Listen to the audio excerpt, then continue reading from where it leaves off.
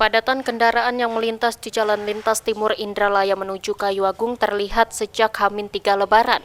Kepadatan kendaraan yang terjadi dikarenakan adanya pasar tradisional Indralaya yang mengalami peningkatan aktivitas jelang H-2 Hari Raya. Selain kepadatan juga disebabkan adanya persimpangan jalan desa. Pemudik yang akan melintas di jalan ini dihimbau untuk mengurangi kecepatannya dan lebih baik pemudik mengambil jalan alternatif yang mengarah ke Tanjung Senai Kompleks Perkantoran Bupati Ogan Ilir agar terhindar dari kepadatan kendaraan, terutama pada jam-jam tertentu pagi dan sore hari. Kepada masyarakat khususnya yang lagi mudik, kalau melintasi seputaran Pasar Indralaya, silakan untuk mengurangi kecepatan karena kepadatan kendaraan arus lalu lintas dikarenakan ada keluar masuk kendaraan yang keluar dari Pasar Indralaya.